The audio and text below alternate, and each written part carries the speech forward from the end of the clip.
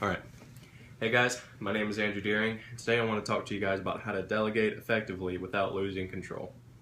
In our book it talks about this three-legged stool, also referred to as the 3 T's. And those are time, training, and trust. And these are 3 essentials in delegating effectively. And before I get into those 3 main points, I want to ask, why is delegating effectively important to a leader? Well, it's because that every leader has followers, and every leader has a goal. And every leader wants to get those followers to help him or her achieve that goal. And without that, guidance and management, the goal would not be able to be accomplished.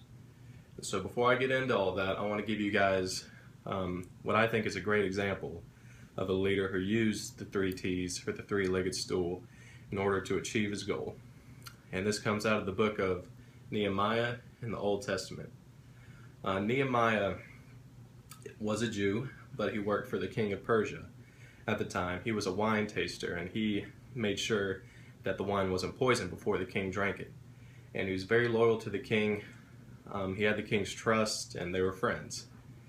And then Nehemiah got a calling from God and let him know that his people, the Jews, were in trouble in Jerusalem. They had their wall, which is what their protection was, torn down, and they were getting invaded and attacked, and he felt a calling from God that he needed to go and help them.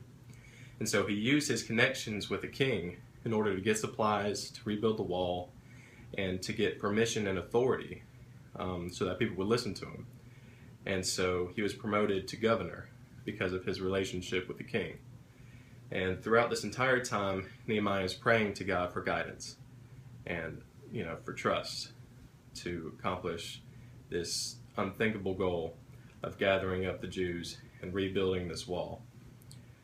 And so when he got there, it was complete chaos everywhere. No one knew what to do. People were panicking. And Nehemiah got there, and as soon as he got there, he had to start delegating and letting people know that he's the new governor, people need to listen to him, and that he has a plan, and he cares about the people.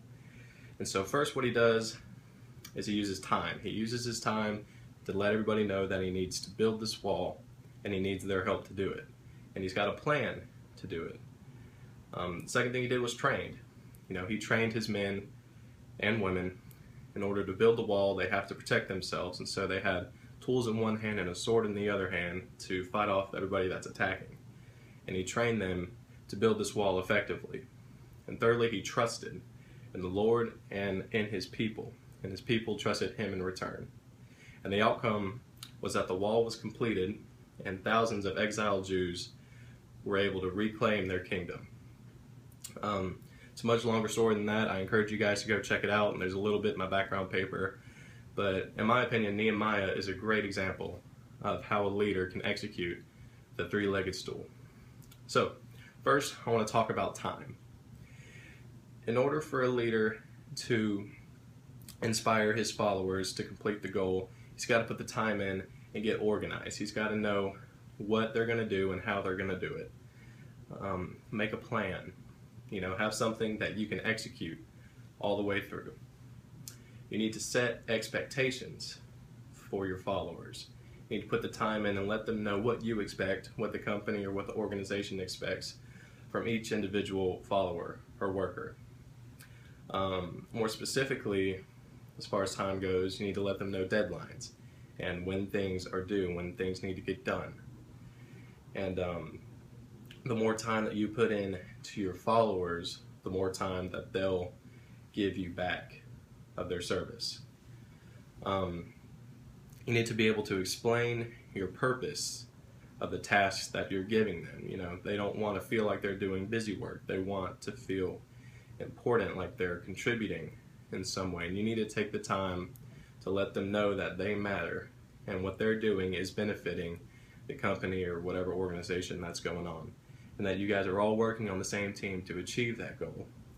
So really you have to put the time in to your followers and time in to the tasks and goals that you all are trying to achieve. Secondly, you need to be able to train your followers.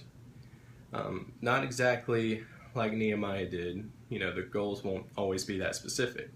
Sometimes training just means building a relationship with the followers. Make sure that each follower is competent in doing the specific tasks that you want them to do. You know, you can't hire a bunch of fishermen and then go tell them to go hunt. It's not going to work like that. You got to make sure that each follower is competent to do the job that you need them to do. And once you show them what they need to do, you need to show them how to do it. You know, show them how to accomplish the task. Once you see that they can do it, show them, you know, your way, the way that you want it to be done. You need to train them efficiently. You need to show them how to be efficient. You know, time is probably the most important, the first T, because it wraps into the other two. Show them how to be trained, you know, in a good, timely manner. You know, get things done on time. Be enthusiastic. When you're trying to show or train your followers or your employees, let them know that you care. Because when they see that you care, they should, you know, put a little bit more into what they're doing, because it should make them care. Give them the proper tools that they need to execute the tasks that you give them. Use people's gifts and skills in proper roles.